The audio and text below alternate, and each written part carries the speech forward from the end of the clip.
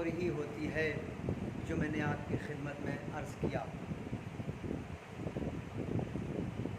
یہ مجلس اور یہ ماتم، یہ عزاداری، میں نے عرض کیا تھا کہ یہ ہماری جان ہے اور یہ عزاداری ہماری پہچان ہے۔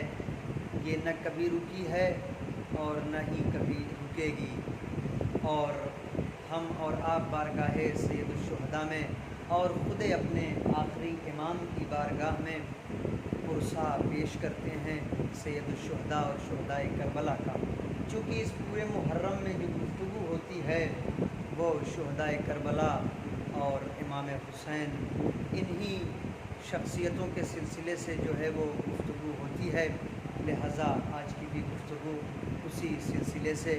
میں نے کل کی مجلس میں آپ کی خدمت میں عرض کیا تھا کہ ہم اور آپ، ہمیں معرفت امام ہونا چاہیے ایک چیز، اور دوسری چیز یہ ہے کہ ہم اور آپ امام کو پہچانیں کہ امام کی شخصیت کا نام ہے، اور اسی لیے خدا نے رسول کو بھی بھیجا، اور اس کے علاوہ جو رسول یہاں پر آئے، رسول نے خود آ کر کے امام کے سلسلے سے بہت ساری حدیثیں فرمائی ہیں، جس میں خود رسول نے کہا ہے کہ یہ حسین ہیں، ان کو پہچانو، یہ فاطمہ ہیں، ان کو پہچانو۔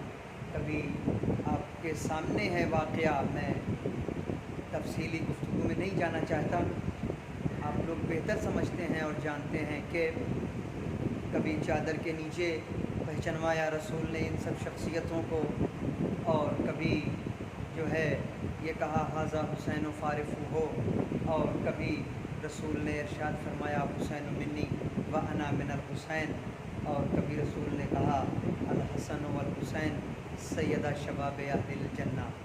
یہ اصل چیز کیا ہے، ہم اور آپ اس کو سمجھیں تو شاید کچھ ہم ترقی کر سکیں، کچھ بلندی حاصل کر سکیں۔ یہ ساری حدیثیں جو خود رسول ارشاد فرما رہے ہیں، اس کی وجہ کیا ہے؟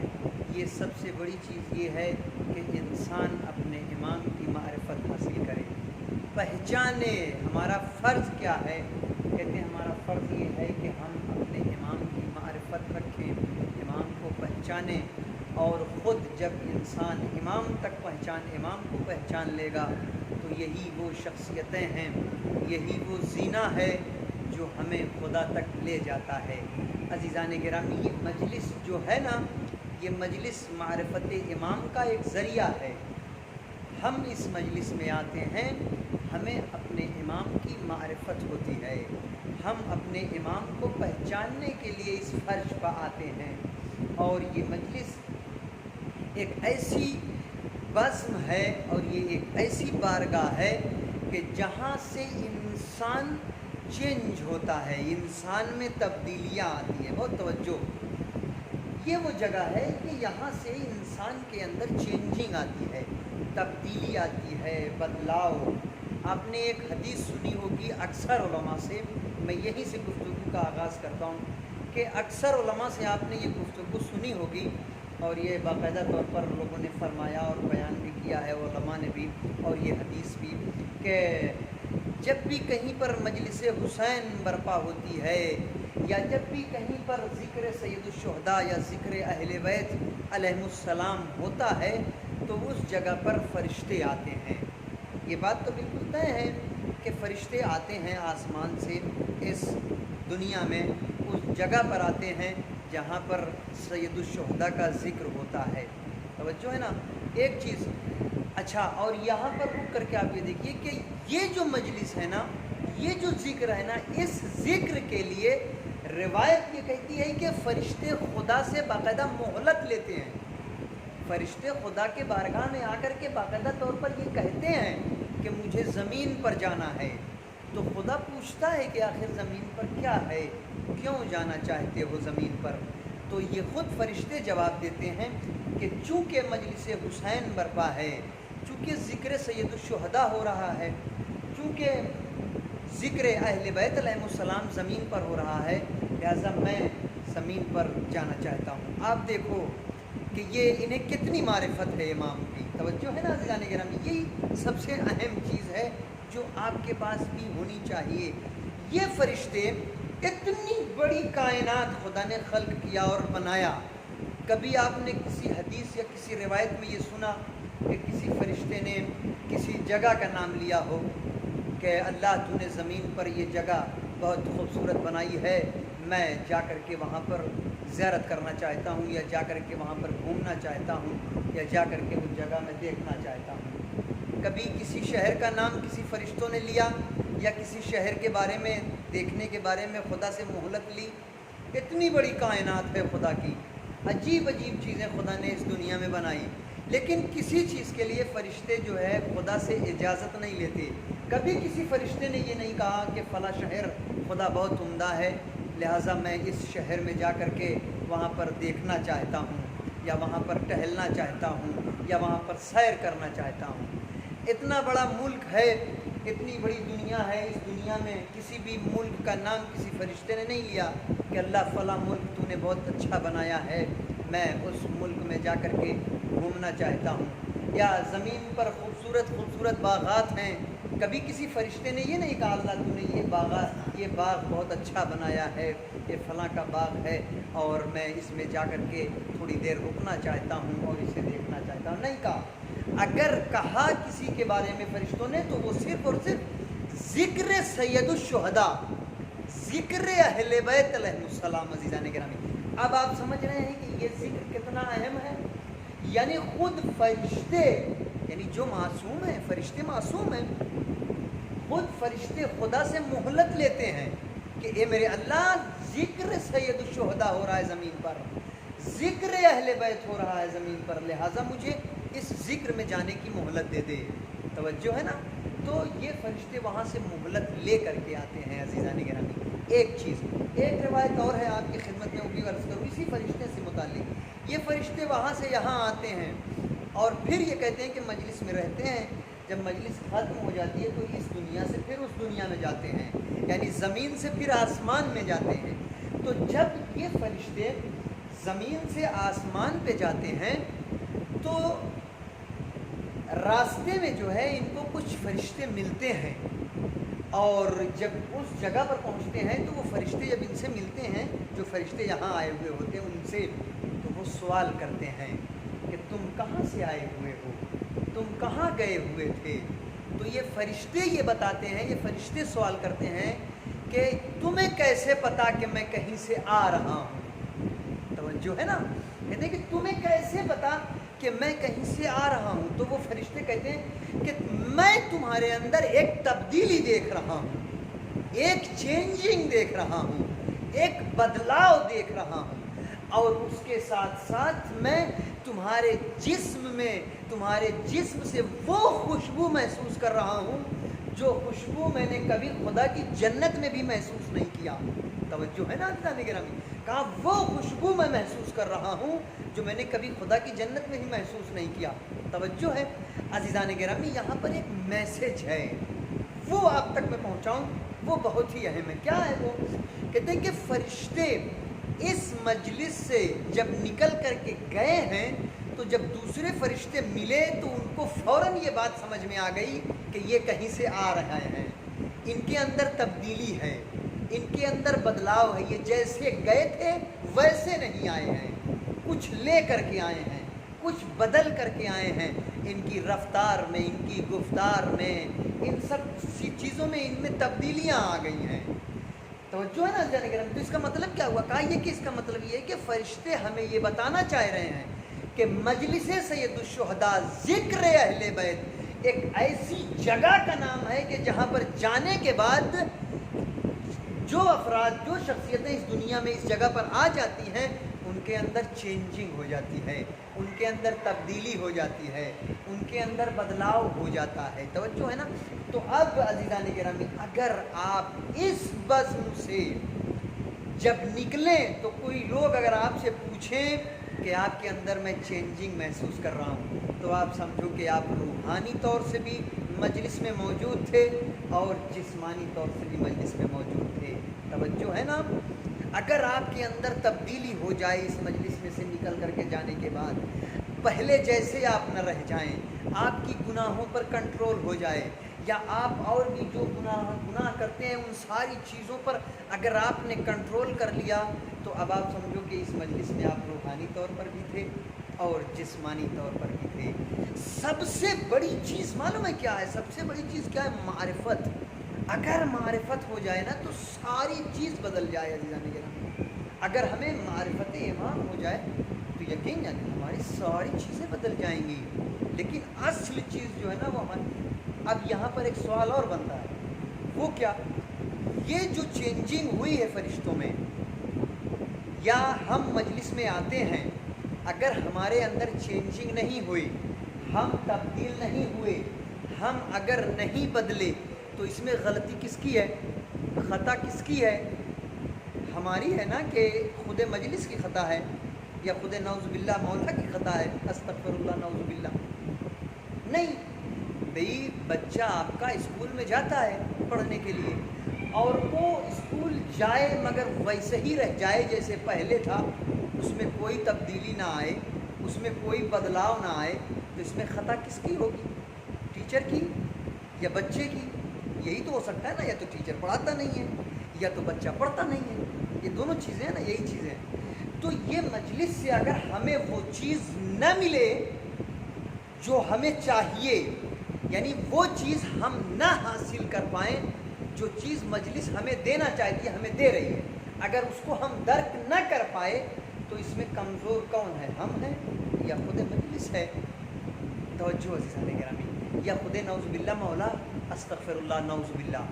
میں کیسے آپ کی خدمت میں عرض کروں؟ ایک مثال دوں تاکہ بات بالکل کلیئر ہو جائے۔ آپ دیکھو، ایک باٹل کوئی بھی لے لیجئے آپ، جس میں پانی پیتے ہیں، وہ باٹل آپ لیجئے، اس کے ڈھکن کو کھول دیجئے، جتنا وہ پانی کا اس میں اوقات اور اس کا جتنا حجم ہوتا ہے وہ پانی کو قبول کر لے گا۔ آپ چاہے جگ سے ڈالو، چاہے گلاس سے ڈال دو، چاہے مگ سے ڈال دو، کسی بھی چیز سے اس میں پانی ڈالو، وہ پورا پانی اپنے اندر کور کر لیتا ہے، وہ باٹل پورا پانی اس میں آ جاتا ہے، جتنا بڑا جتنا سائز ہے اس کا، اس سائز کے اعتبار سے وہ پانی کو کور کر لیتا ہے، کسی بھی چیز سے ڈالو وہ کور کر لیتا ہے۔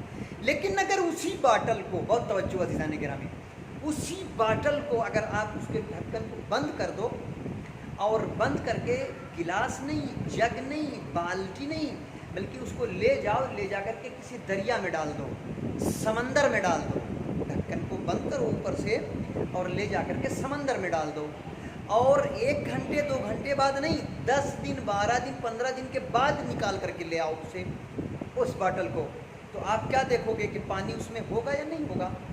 نہیں ہوگا پانی اس میں۔ کیوں؟ بہت توجہ عزیزان گرامی، کیوں پانی اس میں نہیں ہے؟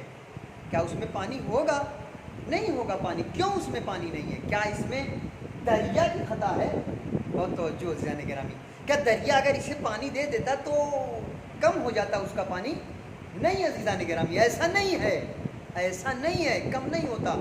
دریا تو ہے یہ سب کو فیض کرنے کے لیے، دریا کی کمی نہیں ہے، اس میں خود باٹل کی کمی ہے، خود آپ کی کمی ہے کہ آپ نے اس کے ڈھکن کو بند کیا ہوا تھا۔ اگر وہی ڈھکن کھلا ہوا ہوتا تو دریا پانی دے دیتا، لیکن ڈھکن آپ کا بند ہے، اس لیے اس میں پانی نہیں آ پا رہا ہے۔ بہت توجہ عزیزان گرامی، یہی حال کچھ ہمارا ہے۔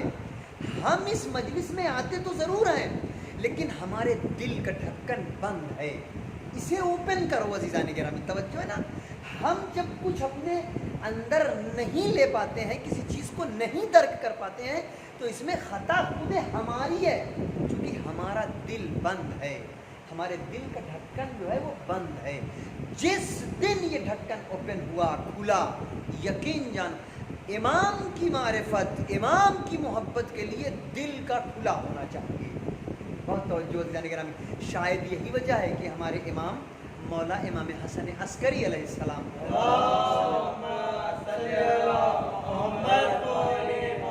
اس کو خوب سنیں، یہ بہت ہی اہم نکتے ہیں۔ کہتے ہیں، خود امام فرماتے کہتے ہیں کہ کچھ افراد اس دنیا سے دل کے اندھے اٹھائے جائیں گے۔ کیا فرمایا مولا نے؟ مولا کہتے ہیں کچھ افراد اس دنیا سے دل کے اندھے اٹھائے جائیں گے۔ سوال کرنے والے نے سوال کر لیا، مولا ہم تو صرف یہ سمجھتے تھے کہ انسان آنکھوں سے اندھا ہوتا ہے، دل سے کیسے کوئی اندھا ہو جاتا ہے؟ توجہ ہے نا؟ تو آپ جانتے ہو امام نے کیا فرمایا؟ امام فرماتے ہیں کہ جس کے دل میں ہم آل محمد کی محبت نہیں ہے وہ شخص دل کا اندھا ہوتا ہے۔ توجہ ہے نا عزیزان گرامی؟ لہٰذا یہ قلب جو خدا نے رکھا ہے یہ صرف اور صرف ائمہ علیہ السلام کے لیے اور خود خدا نے اپنے لیے رکھا ہے۔ لہٰذا جب اس بارگاہ میں آؤ نا تو اپنے دل کے ڈھکن کو اوپن کرو، اسے باز کرو، اسے کھلا رکھو، تاکہ جو چیز اس جگہ سے تمہیں ملے وہ سیدھے تمہارے دل تک اتر جائے۔ جب وہ تمہارے دل میں اتر جائے گی نا تو یقین جانو آپ عاشق اہل بیت ہو جاؤ گے۔ جناب میثم ایسے ہی میثم تھوڑی بن گئے، جناب سلمان فارسی ایسے ہی سلمان فارسی تھوڑی بن گئے۔ ان کے دل میں، ان کے قلب میں، ان کے دل میں امام کی محبت اس طریقے سے راسخ ہو چکی تھی کہ یہ افراد اس بلندی پر فائز ہو گئے جس پر خود ان کا خدا انہیں دیکھنا چاہتا تھا۔ عزیزان گرامی توجہ ہے، ان لوگوں نے قربانیاں دیا ہے، ان لوگوں نے محنتیں کی ہیں۔ آپ سوچو جناب میثم تمار کے سلسلے سے پورا واقعہ میں نے آپ کے خدمت میں نہیں عرض کرنا ہے، میں صرف آپ کو یہ بتاتا ہوں۔ دیکھو یہ معرفت ہے، یہی چیز آپ سے چاہتا ہے امام، آپ کا امام جو ہے نا آپ سے یہی چاہتے ہیں۔ آخر آپ خود اس بات کو سوچو کہ ہمارا امام، ہم روزانہ 5 وقت کی نماز پڑھتے ہیں اور ہر نماز کے بعد یہ کہتے ہیں اللہم عجل لولیک الفرج، کہتے ہیں نا؟ کوئی جواب آیا؟ نہیں آیا۔ یہ سوچو کہ آخر جواب کیوں نہیں آ رہا ہے، کیوں نہیں آ رہا ہے جواب؟ یہ سوچو کہ آخر جواب کیوں نہیں آ رہا ہے۔ جس دن انسان یہ سوچنے لگے گا نا یقین جانو وہ، اب جہاں سے انسان اس چیز پر غور و فکر کرنے لگے آپ سمجھو کہ وہ امام سے قریب ہو رہا ہے۔ توجہ ہے نا عزیزان گرامی؟ لہذا یہ سب سے اہم چیز ہے۔ میثم تمار یہ جب خود امام نے ان سے فرمایا کہ تمہیں اسی درخت پہ پھانسی دی جائے گی، آپ بالکل انصاف سے مجھے یہ بات بتاؤ کہ اگر کوئی آ کر کے مجھے یہ خبر دے کہ تمہیں اس درخت پہ پھانسی دی جائے گی تو میں اس سے کیا کہوں گا؟ یہی تو کہوں گا نا کہ بھیا مجھے اس پھانسی سے بچاؤ، توجہ ہے کہ میری زندگی بچاؤ، میں مشکلات میں ہوں لہٰذا مجھے مشکلات سے نکالو، یہی تو کہوں گا۔ لیکن جناب میثم نے مولا سے یہ نہیں کہا، وہ تو مولا تھے، مولا تو بچا بھی سکتے تھے اس لیے کہ مولا کے قدرت میں سب کچھ ہے، مولا تو کچھ بھی کر سکتے تھے۔ اگر جناب میثم کہہ دیتے مولا سے کہ مولا مجھے اس مصیبت سے بچا لیجئے تو امام بچا لیتے، کیوں نہیں بچاتے؟ امام کے باقاعدہ طور پر اختیار میں سب کچھ ہے، لیکن نہیں، معرفت عزیزان گرامی۔ کہتے ہیں کہ کیا فرمایا میثم نے؟ جیسے ہی مولا نے فرمایا کہ میثم تم کو اسی درخت پہ پھانسی دی جائے گی، تمہاری زبان کاٹ لی جائے گی، تو میثم نے کیا فرمایا؟ جناب میثم یہ کہتے ہیں مولا مجھے موت کا خوف نہیں ہے۔ میں نے کل کی مجلس میں یاد کیا تھا کہ جس کے پاس معرفت امام ہوتی ہے پھر وہ موت سے نہیں گھبراتا، جس کے دل میں علی کی محبت ہوتی ہے وہ موت سے نہیں گھبراتا بلکہ موت اس سے گھبراتی ہے۔ توجہ ہے نا میں کیا عرض کر رہا ہوں؟ یہ بات میں نے کل کی مجلس میں آپ کی خدمت میں عرض کیا تھا۔ تو یہاں پر جناب میثم تمار موت سے نہیں گھبرا رہے تھے، انہوں نے امام سے کہا مولا مجھے موت سے گھبراہٹ نہیں ہے، میں موت سے ڈرتا نہیں ہوں، لیکن میں اتنا پوچھنا چاہتا ہوں آپ سے کہ آپ یہ مجھے بتاؤ کہ یہ جو پھانسی لگے گی یا میری جو زبان کاٹی جائے گی کس جرم میں کاٹی جائے گی؟ ہمارا جرم کیا ہوگا؟ ہماری خطا کیا ہوگی؟ آپ جانتے ہو کیا فرمایا تھا مولا نے؟ مولا کہتے ہیں کہ میثم تمہاری خطا صرف اور صرف یہ ہے کہ تمہارے دل میں ہم اہل بیت کی محبت ہے۔ توجہ ہے، یہ معرفت عزیزان گرامی۔ جناب میثم سولی پر چڑھ گئے، جناب میثم کی زبان کاٹ دی گئی، لیکن مدح علی اور ذکر علی اور معرفت امام میں کوئی کمی نہیں آئی عزیزان گرامی۔ آپ دیکھ رہے ہو ان کے اندر کس طریقے سے راسخ ہے یہ معرفت اور یہ محبت۔ بالکل اسی طریقے سے اللہ آپ سے چاہتا ہے، بالکل اسی طریقے سے خود امام آپ سے چاہتے ہیں۔ عزیزان گرامی، ہم ابھی اس منزل پر نہیں ہیں کہ جہاں پر ہم جو ہے گفتگو کر سکیں، اور اس منزل پر ہم نہیں ہیں جس منزل پر خود ہمارا امام ہمیں دیکھنا چاہتا ہے۔ ہم صرف اور صرف دنیا میں مشغول ہیں۔ یہ عجیب چیز ہے، آپ سوچو، اصل میٹر کیا ہے معلوم ہے؟ اصل چیز یہی ہے کہ ہم خدا کو بھی بھول چکے، اپنے امام کو بھی بھول چکے۔ یہ سب سے اہم چیز ہے۔ ایک موبائل یا آپ کی گھڑی یا آپ کا کوئی بھی قیمتی سامان اگر اسی مسجد میں غائب ہو جائے، یہ تو خیر 4 ہی 5 افراد یہاں پر بیٹھے ہوئے ہیں، لیکن اگر ایک مجمع ہے 20 22 25 آدمی 50 افراد یہاں پر تشریف فرما اور مجلس ہو، اور اس درمیان میں اگر آپ کی کوئی قیمتی شے غائب ہو جائے تو آپ اسے کتنا تلاشتے ہو؟ کوئی بھی چیز ہو، موبائل ہو، گھڑی ہو، چشمہ ہو، کچھ بھی ہو، آپ اسے کتنا تلاشتے ہو؟ تلاشتے ہو کہ نہیں تلاشتے ہو؟ اور اگر موبائل رہا تھوڑا قیمتی رہا تو اس کے لیے تو آپ آفت کر دیتے ہو۔ بعض افراد تو ایسے بھی ہوں گے کہ جو مسجد کے دروازے پہ کھڑے ہو جائیں گے اور ایک ایک کو چیک کرتے جائیں گے کہ بھیا میرا موبائل تھا، سب سے پوچھتے جائیں گے کہ بھیا میرا موبائل تھا، بھیا میرا موبائل تھا۔ جب سب چلے جائیں گے تو بعد میں یہاں جتنی کتابیں، جتنی الماریاں ہیں، سب چیک کریں گے، دیکھیں گے کہ کہیں کسی نے اٹھا کے کہیں رکھ تو نہیں دیا۔ کرتے ہیں کہ نہیں کرتے ہیں؟ موبائل، گھڑی، چشمہ، کیا اوقات ہے اس کی؟ کتنے کا ہے یہ؟ کبھی سوچا آپ نے؟ 10,000 20,000 25,000، بس اس سے زیادہ کی کسی چیز کی اوقات نہیں ہے عزیزان گرامی۔ 20 22 25 ہزار کا سامان انسان کا کھو جائے، انسان کا غائب ہو جائے تو وہ اسے اتنا تلاش کرتا ہے۔ وہ شخصیت، وہ امام جس کی بنا پر خود انسان کی زندگی منحصر ہے، جس پر انسان منحصر ہے، جس کی وجہ سے ہم سانس لے رہے ہیں، جس کی وجہ سے ہم غذا لے رہے ہیں، جس کی وجہ سے ہم اس زمین پر چل رہے ہیں، جس کی وجہ سے ہمارے جسم میں جان ہے، وہ امام 1400 برس سے زیادہ ہو گیا ہمارے درمیان سے غائب ہے۔ کبھی ہم نے اسے تلاشا؟ کبھی ہم نے کسی سے پوچھا؟ یا کبھی ہم نے اپنے رب سے، بارگاہ رب میں آ کر کے کبھی اپنے رب سے یہ سوال کیا کہ اے میرے رب تو مجھے یہ بتا کہ میرا امام کہاں ہے؟ کبھی سوچا کسی نے؟ کبھی تلاش کیا کسی نے؟ عزیزان گرامی، یہ تلاش نہ کرنا اس بات کی دلیل ہے کہ ہم غافل ہو چکے ہیں، ہم پستی کی منزل میں ہیں۔ ہر وہ انسان بلند ہوتا ہے جس کے دل میں معرفت ہو، جس کے دل میں خود امام ہو۔ عزیزان گرامی، اب آپ یہاں پر اپنے آپ کو کسی میزان پر رکھ کر کے چیک کرو کہ آپ پستی کی کس منزل میں ہو۔ یہ میں خود آپ کے لیے نہیں کہہ رہا ہوں، استغفر اللہ، میں خود اپنے لیے بھی یہ بات کہہ رہا ہوں کہ میں خود ایک مولوی ہونے کے ناطے اور ایک مولوی ہونے کے باوجود بھی میں یہ کہہ رہا ہوں کہ میرے اندر میں خود اپنے آپ کو ایک میزان پر رکھ کر کے تولو، میزان پر ایک ترازو، اسکیل، پیمانہ، ایک ٹیکسٹول جسے بولتے ہیں، اس پر رکھ کر کے آپ اپنے آپ کو ترازو پر تولو اور خود اپنے آپ کو سمجھو کہ آپ پستی کی کس منزل میں ہو یا بلندی کی کس منزل میں ہو۔ عزیزان گرامی، توجہ ہے نا؟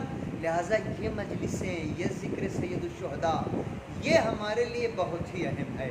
میں نے پہلی مجلس میں کل ہی آپ کی خدمت میں عرض کیا تھا کہ یہ جو مجلسیں ہیں اس میں ہر آنے والا خوش نصیب ہے، نصیب ہے اس کا کہ کوئی انسان بارگاہ سید الشہداء میں آئے۔ خدا توفیق دیتا ہے، ہر انسان نہیں آ پاتا، خدا توفیق دیتا ہے مجلس میں آنے کے لیے۔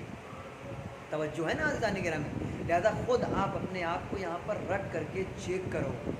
مجلس کا پڑھنا بہت ہی آسان سمجھ لیجئے، مجلس کا سننا بھی بہت آسان ہے۔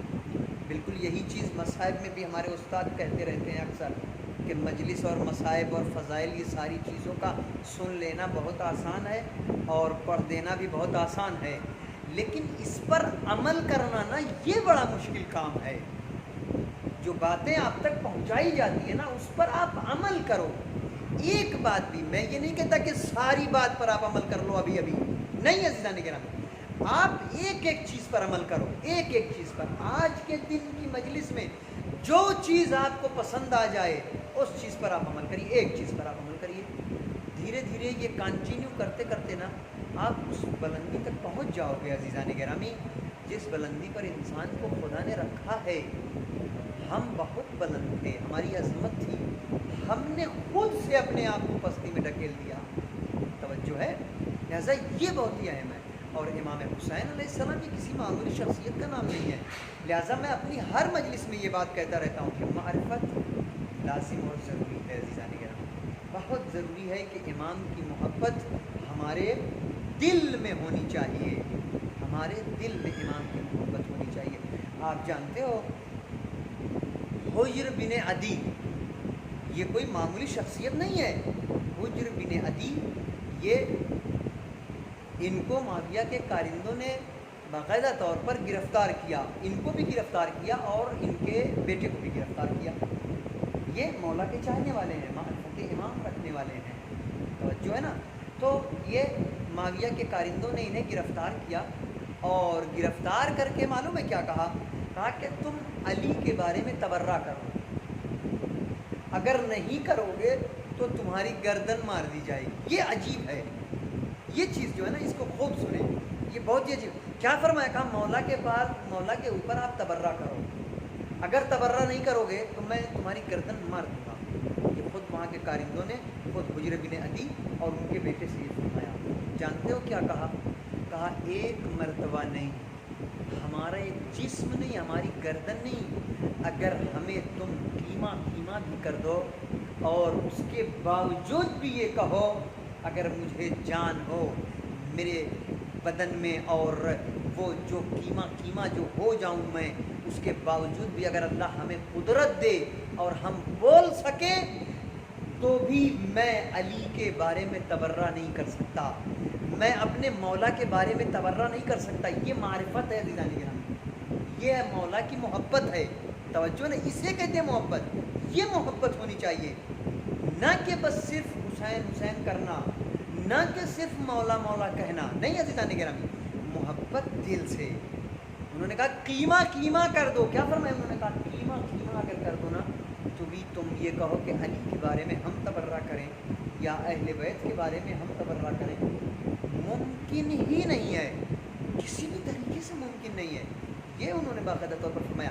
اس کے بعد کہتے ہیں کہ ان کی گردن کاٹنے کے لیے لے گئے جلہ, باقاعدہ بیان کیا گیا کہ تمہیں قتل کر دیا جائے گا. انہوں نے معلوم ہے کیا کہا, کہا پہلے میرے بیٹے کو میرے سامنے قتل کرو. آپ سوچو, ضعیف باپ ہے, جوان بیٹا ہے, اور جوان بیٹے کو کہہ رہا ہے کہ میرے سامنے قتل کرو. یعنی کہ وہاں کے جو لوگ تھے, جو موجود تھے وہاں پر, وہ سب دیکھ کر کے پریشان ہو گئے کہ آخر کیسا باپ ہے یہ, اپنے بیٹے کو اپنے سامنے قتل کروانا چاہتا ہے. اور پوچھا ان سے حجر بن عدی سے لوگوں نے کہ آپ کیسے ہو, آپ کیسے اپنے بیٹے کو تڑپتا ہوا دیکھو گے, آپ کیسے اپنے بیٹے کو مرتا ہوا دیکھو گے, آپ کیسے اس چیز کو برداشت کرو گے, تمہارا جوان بیٹا ہے, تم کیسے باپ ہو. باقاعدہ لوگوں نے وہاں پر جب حجر بن عدی سے یہ کہا, حجر بن عدی کا ایک جواب تھا, کہا مجھے خوف اس بات کا ہے کہ کہیں میری خوفناک موت کو دیکھ کر کے میرا بیٹا محبت علی سے انکار نہ کر دے. توجہ ہے نا عزیزان گرامی, یہ بہت ہی اہم چیز ہے کہ کہیں ایسا نہ ہو کہ تم پہلے جو مجھے قتل کرو گے تو میری خوفناک موت کو دیکھ کر کے وہ محبت علی سے انکار کر دے. اس کے دل میں جو ولایت ہے یا اس کے دل میں جو محبت ہے, کہیں ایسا نہ ہو کہ وہ اپنا راستہ بدل دے, کہیں ایسا نہ ہو کہ وہ جنت میں جانے کے بجائے جہنم میں چلا جائے. ہماری خوفناک موت کو دیکھ کر کے علی کی محبت اپنے دل سے نکال دے. لہٰذا میں یہ چاہتا ہوں کہ میرے بیٹے کو میرے سامنے قتل کرو, تاکہ خدا نے جب ہمیں اس دنیا میں بھیجا تھا تو ولایت علی دے کر کے بھیجا تھا, اور اب اس دنیا سے ہم جب جا رہے ہیں تو ہماری دعا اللہ سے یہی ہے کہ اے اللہ ہمارے دل میں ولایت علی کو برقرار رکھنا, ہمارے دل میں محبت اہل بیت کو برقرار رکھنا، توجہ ہے نا عزیزان گرامی، یہ محبت ہے، یہ معرفت ہے۔ دیکھا آپ نے، خود اپنے سامنے اپنے بیٹے کو مروایا، خود اپنے سامنے کہا اسے قتل کرو، ذرا سا بھی لغزش نہیں ہوئی نا۔ عشق علی، عشق اہل بیت، عشق سید الشہداء، یہ عجیب چیز ہے۔ ہم سے جو معرفت مانگی جا رہی ہے، ہم سے جو محبت مانگی جا رہی ہے نا، اس درجے کی محبت مانگی جا رہی ہے۔ آج جو ہم بڑے دھڑلے سے کہہ دیتے ہیں نا کہ ہم تو امام کے چاہنے والے ہیں، کوئی چاہنے ہونے والا نہیں ہے، یہ صرف زبانی دعویٰ ہے، یقین جانیے عزیزان کرام، یہ صرف زبانی دعویٰ ہے، یہ صرف ماتم کر لینے، نہیں کچھ نہیں ہونے والا۔ ہونا تو یہ چاہیے کہ اگر موت بھی سامنے کھڑی ہو تو ایسے وقت میں بھی امام کی جو محبت ہے وہ دل سے نکلنی نہیں چاہیے، توجہ ہے۔ سب سے اہم چیز یہ ہے، کتنی شخصیتیں ہیں اس دنیا میں ایسی، جناب حجر بن عدی جیسی، ہمیں بتائیے آپ کتنی شخصیتیں ہیں۔ میں پوری دنیا کی بات کیا کروں، ہندوستان کی بات کروں، کتنے شخص ہیں ایسے ہندوستان میں جو حجر بن عدی جیسے شخصیتیں، کوئی بتاؤ مجھے عزیزان گرامی۔ یہ بہت ہی کم ہے، خود انسان کو اپنے آپ کو تولنا چاہیے۔ لہذا اگر آپ مجلس میں آتے ہو نا، مجلس میں اگر آپ ہو تو آپ کوشش کرو کہ ہم اس چیز کو حاصل کریں جس چیز کو حاصل کرنے کا ہمارا حق ہے، توجہ ہے نا۔ آپ یہ دیکھو کہ کیا مجلس میں مل رہا ہے اور کیا ہمیں دیا جا رہا ہے، یہ بہت ہی اہم چیز ہے۔ اور سب سے اہم چیز جو ہے نا وہ یہی ولایت ہے۔ میں انشاءاللہ ابھی تو 3 مجلسیں ہیں، کل سے انشاءاللہ میں آپ کی خدمت میں باقاعدہ طور پر عرض بھی کروں گا کہ کس طریقے سے اور ہے۔ تو یہ چیزیں جو ہے نا بہت ہی اہم ہیں، لہذا ہمیں کیا کرنا ہے، ہمیں کیا کرنا ہے یہ بہت اہم ہے، یہ سب سے اہم چیز ہے۔ میں یہ بات اکثر کہا کرتا ہوں، آپ سوچو یعنی کتنی خراب بات ہے یہ کہ ہم بستی میں ہیں۔ آپ دیکھو کہ ایک انسان وہ مزدوری کرتا ہے نا، مزدوری دن بھر، قسم خدا کی یقین جانو، دن بھر پسینے میں ڈوب کر کے محنت کرتا ہے، دھوپ میں جل کر کے، تپش میں، ٹھنڈک میں، دھوپ میں، ہر موسم میں جل کر کے، پریشان ہو کر کے، تپ کر کے، ٹھنڈک میں جو ہے پریشان ہو کر کے، ان سب ساری چیزوں میں وہ باقاعدہ طور پر محنت کرتا ہے، صبح سے لے کر کے شام تک محنت کرتا ہے، کس چیز کے لیے؟ پیٹ کے لیے، پیسے کے لیے، یہی نا، یہی چیز ہے نا۔ اور ملتا اسے کتنا ہے شام کو؟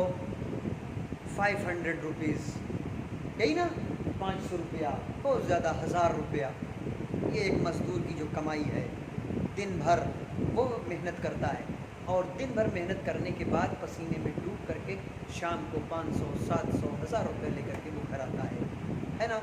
یہ مزدور، ہم خود اپنی بات کر رہے ہیں، ہم لوگ یہ مزدوری جو کرتے ہیں تو دھوپ میں رہ کر کے، پسینے میں بھیگ کر کے مزدوری کرتے ہیں اور مزدوری کر لیتے ہیں، لیکن وہی انسان مسجد میں آ کر کے پنکھے کے نیچے، اے سی کے نیچے 10 منٹ کے لیے خدا کے لیے نماز نہیں پڑھتا۔ یہ کتنی خراب بات ہے۔ آپ یہ چیز کو باقاعدہ طور پر رکھو اپنے ذہن میں، یعنی ہم دن بھر دھوپ میں کام کر رہے ہیں، وہ ہمارے لیے صحیح ہے۔ اب میں کل کی مجلس میں عرض کروں گا، اس کو آپ لوگ نقطہ بنا کر کے رکھیے، میں انشاءاللہ کل عرض کروں گا۔ آپ دیکھو، آپ نے پیسہ حاصل کیا، دولت حاصل کی، مگر برکت نہیں حاصل کیا۔ دولت حاصل کر لیا، لیکن جہاں سے اس دولت میں برکت آتی ہے نا، وہ برکت کا دروازہ آپ نے چھوڑ دیا، توجہ ہے۔ یہی وجہ ہے کہ آج دنیا پریشان ہے۔ لوگ باقاعدہ طور پر ہم سے یہ کہتے ہیں کہ مولانا صاحب میں کیا کروں، میں تو کماتا ہوں 20,000 روپیہ، لیکن چونکہ فیملی اتنی بڑی ہے، فٹ سے ختم ہو جاتا ہے، پتہ ہی نہیں چلتا۔ یہ معلوم ہے کیا ہے؟ یہ برکت کا دروازہ آپ نے چھوڑ دیا۔ جس دروازے سے برکت آتی ہے نا، اس دروازے کو آپ نے چھوڑ دیا۔ اہم چیز جو ہے نا وہ آپ کے لیے یہ ہے، ایک آٹو چلانے والا، ایک مزدور ہے، وہ صبح سے شام تک محنت کرتا ہے، 500 1000 روپیہ کماتا ہے، محنت سے کماتا ہے، اور بہترین طریقے سے کھاتا بھی ہے اور اسی میں بچاتا بھی ہے۔ ایسے بھی لوگ ہیں، آپ جانتے ہو کیوں ایسا ہے؟ اس لیے کہ اس نے برکت کے دروازے کو پکڑا ہوا ہے۔ وہ جہاں سے برکت آتی ہے نا، جہاں سے برکت ملتی ہے نا، کل میں اسے تفصیل سے عرض کروں گا، جہاں سے برکت آتی ہے نا وہ جانتا ہے کس دروازے سے برکت آتی ہے، لہذا اس نے اس دروازے کو باقاعدہ طور پر تھام لیا۔ اب اسے 1 روپیہ کیوں نہ ملے، مگر اس 1 روپے میں اتنی برکت ہو جاتی ہے نا کہ پھر اسے کسی کے دروازے پر جانے کی ضرورت نہیں ہوتی۔ اور وہی انسان اگر 50,000 روپیہ کماتا ہے، اس کے باوجود بھی اس میں برکت نہیں ہے، تو اس کا مطلب یہ ہے کہ اس نے برکت کے دروازے کو چھوڑ دیا۔ اکثر میرے ساتھ ہیں بہت سارے ایسے دوست اور بہت سارے افراد مجھے ملتے ہیں، میں تو چونکہ مجلس کے لیے پتہ نہیں کہاں کہاں تک جایا کرتا ہوں، اکثر لوگوں نے کہا مولانا صاحب کوئی دعا بتائیے، وہ اتنا پیسہ کماتا ہوں سب ختم ہو جاتا ہے۔ یہ لوگوں نے اکثر یہ کیا ہے۔ خود اپنے اوپر دھیان دو عزیزان گرامی، اپنی کمی اپنے گریبان میں جھانکو کہ آخر کیا کمی ہے ہمارے اندر کہ خدا اتنا دے رہا ہے اس کے باوجود بھی ہمیں نہیں کچھ حاصل ہو رہا ہے۔ کہ خود آپ اپنے اندر کمی نکالو کہ دیکھو تمہارے اندر کون سی کمی ہے، کہیں ایسا تو نہیں ہے کہ ہم کوئی ایسا گناہ کر رہے ہیں جس کی وجہ سے ہمیں ایسا محسوس ہو رہا ہے، کہیں ایسا تو نہیں ہے کہ ہم کسی مشکلات میں پڑ جائیں، یا کہیں ایسا تو نہیں ہے کہ ہم سے کوئی بہت بڑا گناہ سرزد ہو رہا ہے جس کی وجہ سے خدا نے ہماری برکتوں کو ہم سے اٹھا لیا ہے۔ یہ ساری چیزیں، انسان نے دولت حاصل کیا لیکن برکت نہیں حاصل کیا۔ میں کل اس کی تفصیل عرض کروں گا انشاءاللہ۔ کہتے ہیں یہ چیزیں ہمارے لیے بہت ہی اہم ہیں عزیزان گرامی، لہذا ہمارا جو فرض ہے نا وہ بہت ہی اہم ہے۔ ہم بارگاہ خدا بندی میں ہیں، اللہ نے ہمیں پیدا کس لیے کیا؟ آپ نے کبھی سوچا؟ اللہ نے ہمیں پیدا اس لیے کیا ہے کہ ہم اس کی عبادت کریں۔ یہیں پر آخری بات رک کر کے آپ سمجھیے، دیکھو اس نے ہمیں اس دنیا میں بھیجا، اس کو بالکل یعنی اپنے دماغ کو اور اپنی میموری کو بالکل باقاعدہ طور پر کنٹرول کرو اور کر کے اس بات کو سوچو ٹھنڈے دماغ سے کہ خدا نے ہمیں 24 گھنٹے دیے ہیں، 24 گھنٹے ہمیں خدا نے دیے ہیں، ٹھیک ہے؟ اور 24 گھنٹے میں اس نے مانگا کتنا ہے آپ سے؟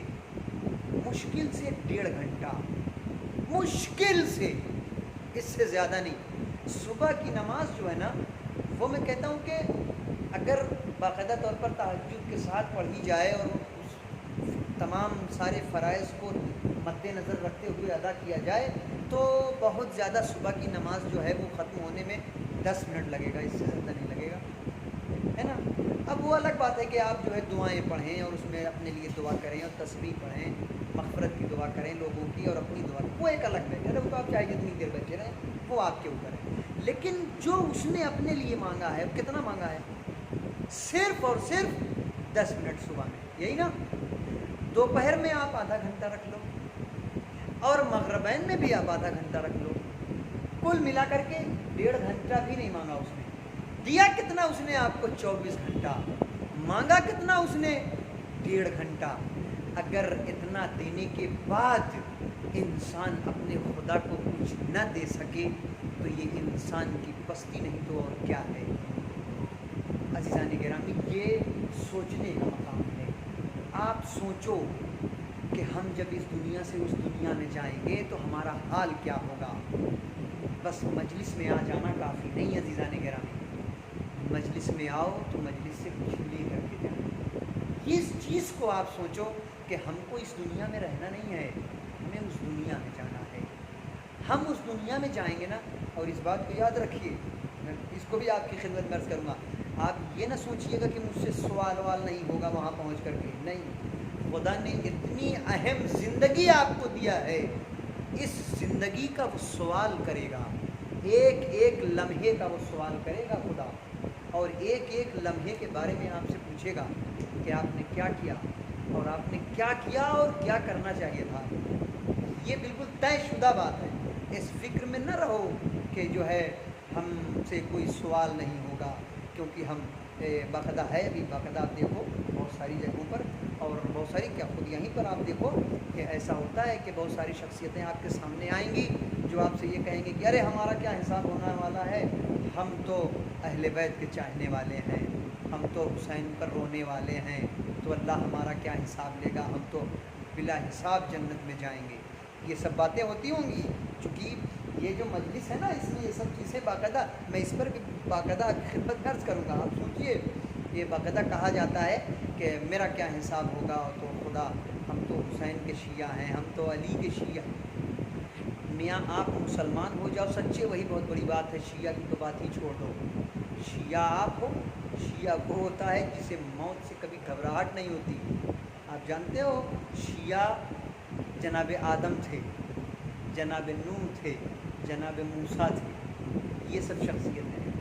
اگر میں تفصیلی گفتگو کروں نا تو، اور میں اگر گہرائی میں جا کر کے آپ لوگوں سے باتیں کروں تو یہ حقیقی معنوں میں دیکھا جائے کہ ہم تو سچے مسلمان بھی نہ ہوں شاید، صرف دعویٰ ہے ہمارا کہ ہم شیعہ ہیں، اثنا عشری ہیں اور مولا کے چاہنے والے ہیں، ورنہ ہمارے گریبان میں اور ہمارے دامن میں جو گناہیں اور جو چیزیں موجود ہیں نا، وہ حقیقت ہمیں شیعہ نہیں ہونے دیں گے۔ لہٰذا ہر شخصیت کے لیے یہ چیز واجب اور ضروری ہے کہ آپ اگر مجلس میں آتے ہو تو یہاں سے وہ چیز لو جس چیز کی ضرورت ہے، ایک چیز، اور دوسری بات یہ کہ ہم کو جس کے لیے پیدا کیا گیا ہے اس کی محبت ہمارے دل میں ہونی چاہیے۔ آپ یقین جانو آپ کی دنیا بھی صحیح رہے گی، آپ کی آخرت بھی صحیح رہے گی، لیکن اگر یہ چیز آپ کے پاس نہیں ہے تو آپ کی دنیا بھی خراب ہے اور آپ کی آخرت بھی خراب ہے، اور جو ہے نا لہذا، اور امام نے کربلا کے میدان میں جو درس دیا ہے نا ہمیں، وہ یہی درس دیا عزیزان گرامی۔ کیا امام نے یہ کہیں نہیں کہا آپ سوچو یا آپ جاؤ جا کر کے کتاب میں پڑھو، یہ نہیں کہا کہ کبھی کہ تم نماز چھوڑ دو، یا یہ نہیں کہا کہ تم عزاداری چھوڑ دو، نہیں، دونوں چیزیں ہمارے لیے واجب اور لازم اور ضروری ہیں، توجہ ہے نا، لیکن مقصد کو بھی آپ مد نظر رکھو، جیسا کہ میں نے کل آپ کی خدمت میں عرض کیا تھا، مقصد جو مولا کا تھا اس کو آپ باقاعدہ طور پر مد نظر رکھو۔ آپ جانتے ہو مولا کا مقصد آخری وقت ہے امام کا، اور روایت یہ کہتی ہے، آپ سوچو کہ امام کا آخری وقت ہے اور امام مقتل میں تو نہیں جانتا، میں نے کسی مقتل کی کتاب کو نہیں پڑھا کہ کیا تھا، لیکن میر انیس آل اللہ مقامہ کو اگر آپ پڑھیں تو انہوں نے اپنے مرثیے میں یہ بات باقاعدہ طور پر لکھی ہے، انہوں نے امام کے زخموں کو گنایا ہے اور بتایا ہے کہ امام حسین کے بدن پر کتنے زخم تھے، تو وہ اپنے مرثیے میں یہ کہتے ہیں 1900 ہے زخم تنے چاک چاک پر، زینب نکل حسین تڑپتا ہے خاک پر، اجرکم علی اللہ، خدا آپ کو کسی غم میں نہ رلائے سوائے غم سید الشہداء کے۔ 1900 زخم امام حسین کے بدن پہ تھا۔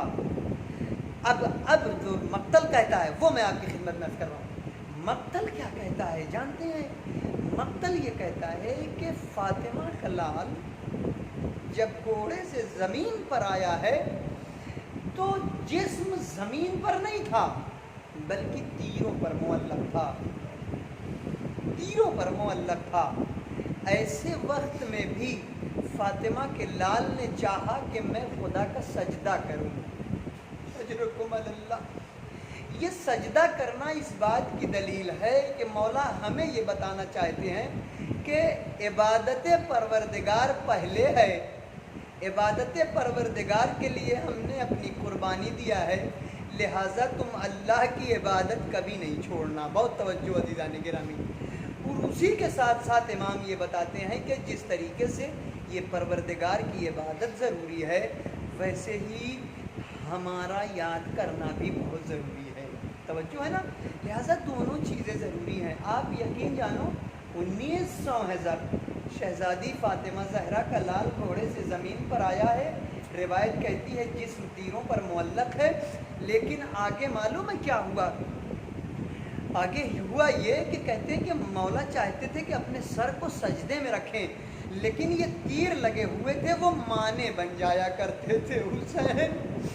حسین اگر سر کو رکھنا بھی چاہتے تھے تو سر نہیں رکھ پاتے تھے، ایک مرتبہ مولا نے ہاتھوں کو جوڑ کر کے بارگاہ خدا بندی میں آواز دیا، اے میرے خدا، اے میرے اللہ، اے میرے مالک، اے میرے پروردگار، جب اس کائنات میں آیا تھا تو تیرا سجدہ کیا تھا، اللہ اس کائنات سے پھر تیری بارگاہ میں آ رہا ہوں، چاہتا ہوں کہ تیرا سجدہ کروں، لیکن اے میرے خدا، میرے بدن میں اتنے تیر اور اتنے زخم ہیں کہ تیرا حسین سجدہ نہیں کر پا رہا ہے، اے میرے خدا، اے میرے اللہ، مجھے اتنی طاقت دے تاکہ میں تیرا سجدہ کر سکوں۔ روایت کہتی ہے یہ کہہ کر کے حسین نے اپنے پورے بدن پر زور لگایا اور جو تیر سامنے سے لگے ہوئے تھے وہ پشت سے باہر نکل گئے۔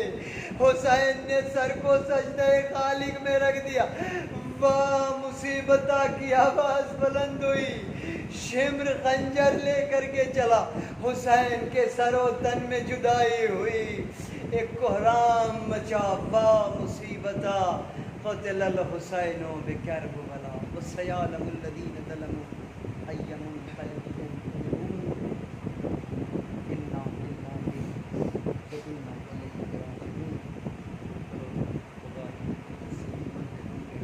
اللہ تجھے واسطہ محمد والے محمد کا، میرے خدا جہاں جہاں بھی مولا کے عزادار ہیں اللہ ان کی جان مال کا حفاظت فرما، اس بڑی بیماری سے ہم سب کو نجات عطا فرما، ہماری اس قلیل سی عبادت کو قبول فرما، اللہ تجھے واسطہ محمد